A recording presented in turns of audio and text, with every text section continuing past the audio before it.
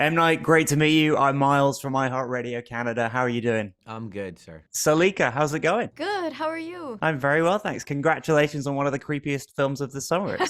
It was tremendous. Oh, thank you, sir. It's so sweet of you. Thank you. First of all, how was your experience here in Canada, and how did it end up being Rogers Centre in Toronto as the location? First of all, I loved it. I hope to make more there. It's very close to my home, and I love the people there. It's very diverse and beautiful, and I don't know. It just was, I had a wonderful experience. And then I got very lucky because I was one of the first movies to shoot coming out of the strike. So Yeah. if not the first, I got all of your great crew and cast and like Canada, everybody, like the best of everybody came to work. So I just had like it was a dream, shooting there. And we took a few stadiums and made the stadium in the arena in the movie, but Rogers Center was one of them, and it was very very gracious of them because I basically went to the Blue Jays and I said, hey. Can I shoot there? I know your season's going on and you're doing stuff, and they were very gracious to allow me to shoot while they were playing. Well, at least the Toronto Blue Jays season isn't the most horrifying thing that's happened there this summer. So thank you for that. Good. Was it inevitable that you and Salika would work together one day? And did you immediately have her in mind for this role? Did she have to audition? She kind of auditioned before the movie because she was up for a big TV show that they wanted her to star in, with a musician at the lead of a TV show. And she and I worked on the audition together for that TV show. And when I was working with her, she did this take, and I was saying, try this, and the character's feeling this, and then she's so smart, and suddenly, I saw this thing happen with her, and I was like, Salika, that was amazing, what you just did. And I genuinely saw that thing that I look for in actors, which is, whoa, you did not think there, you just felt, and you reacted, and I was like, that was really good. And I remembered that year later when we were coming up with this movie, and we were thinking about doing a music thriller where you're somewhere, Then I came up with the premise, and then we kept talking about the movie. I thought about that moment, and I said, Salika, I might want to direct you in this. This could be really great fun, and it was. Yeah, and we're getting an entire album with the movie on August 2nd as well from Lady Raven. I am a member of the flock. I'm a diehard Lady Raven fan now. I'm buying all the merch. Did you know you were going to get 14 songs out of this as well? Well, when I first wrote it, I went, Salika, there might be 18 songs, and she looked at me like... It was overwhelming. I mean, the concept was something that my dad and I came up with together, and so I knew that, I would be writing music for it, but once I read the script, how am I going to write this in like 4 months and make it all perfect? That's impossible, to write. So I was like, all right, let me try to trim it down. So I got it down to 14. I was like, it's going to be 14. I think you need to write 14 songs for the movie in a very short amount of time. But it was still like a huge task. And I wanted to do everything to the highest quality and make the perfect songs for each moment. It took over my life for this whole past year, but it was so much fun, and like the depth that my dad writes his scripts with, kept feeding me with artistic inspiration the whole time. So it kept coming to me, and it was really fun.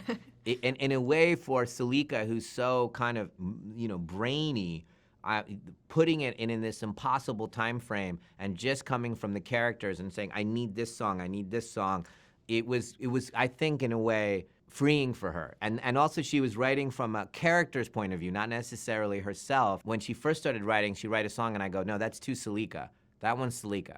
That's not Lady Raven. And then eventually she found Lady Raven. One day I will be a dreamer girl. And were you recording some of that soundtrack in a Toronto hotel room while you were here as well? Yeah, I was. Because it was such a short time period and we started pre-production pretty fast, I was still writing songs as we started shooting the movie. And like pretty much up until like the middle, of the movie, I was like writing songs. And my engineer came and he stayed in a hotel and he set up like a recording studio in his closet, and we like taped up blankets all over the place and like brought my mic from Philly, and I was just recording in the closet in the middle of the night most of the nights. Wow. So a lot of the album was recorded in Toronto. Amazing. Well, we can't wait for the album to come out the same day as the movie. 14 Yes. songs on there, some incredible collaborations as well. There's Kid Cudi's obviously in the movie, Yes. Russ and Amaray as well. What was it like working Yes. with them? Oh, incredible. I mean, all three of them are artists that I've, admired and loved their music. Kid Cudi especially is somebody that I've admired for a really long time, and he's one of the reasons that I started loving music and wanting to kind of write my own and compose and produce. So just getting to work with him and the fact that we made a song together is still surreal for me, and I'm so excited for it to come out. And he's just the sweetest human. He's a true artist, and he like comes in with so much energy and so many ideas, and it's just so fun to work with him. How did Kid Cudi end up being part of the movie and the soundtrack as well? How did that come about? You know, we were looking for this kind of a couple features in the movie where they appear in the movie and they're kind of in this fictional world, another fictional character who sings with Lady Raven. And Kid Cudi and I knew each other from before. He's auditioned for me before.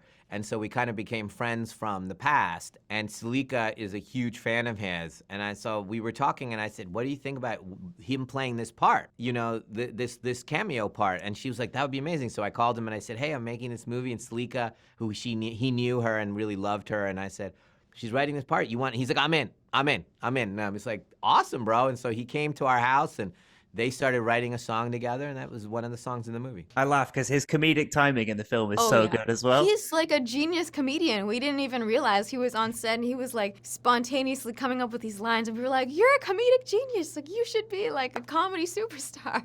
Yeah, It was amazing. Well, I'm a proud member of the flock now. I'm so yes. excited. I want Lady Raven to go on tour with this album. I'm so excited. I want Thank all the you. merchandise. You're a singer, songwriter, and performer in your own right, but did you attend any concerts ahead of this role to kind of get into the vibe, or did you watch any concert films? Like I'm thinking the Taylor Swift one or the Beyonce one, maybe. Yeah, I mean, I didn't. It was a lot of like YouTube videos and things like that because we were in pre-production and all of that kind of stuff. And so my dad and I would watch a lot of concert things and even like images from concerts and kind of how they would do their sets and things like that. And so there was a few, Adele was an inspiration and how she kind of does her stripped down ballads because there's a couple ballads in the movie. Rihanna was a big inspiration, like just the color blocking and the sets and the stages and kind of her dynamic performances. And Rosalia was another one. Her choreography is so beautiful and intricate and has kind of a flamenco influence in there. And so we wanted to kind of, we're inspired by that and how to incorporate a little bit of Indian influences into this kind of pop concert performance. Yeah, and I know Justin Bieber had his One Less Lonely Girl. How do I become a dreamer girl? Oh my gosh, that was another inspiration. I forgot about that one. Was that you that came up with you that? gotta have a serial killer dad who's gonna con some guy. yeah, I'm working on it. Yeah, I'm working on it. And finally, what was it like working with Josh Hartnett as well? That must have been an incredible experience. Oh my gosh, it was incredible. He's, obviously an incredible actor and at the top of his game, but he's also like the sweetest human and he's so just incredibly kind and really an artist and really, did all of the work and went above and beyond to kind of study the character and create his own version of Cooper and really brought it to life in the most like magical way that I could imagine. And he was terrifying, absolutely terrifying. Yeah, I know. He was so good. And his dad dancing was on point as well. It's so good, right? Saleka, thank you so much. Congratulations once again on the new movie and the soundtrack. You've been busy, Thank you but so much. it's awesome. Thank you so much. Thank you. Well, M. Night Shyamalan, thank you so much for talking to us about Trap. I won't give away anything, but you've made me question my moral compass, my family, everything. I love it. Take care. So sweet. Thank you. Take care. Bye-bye.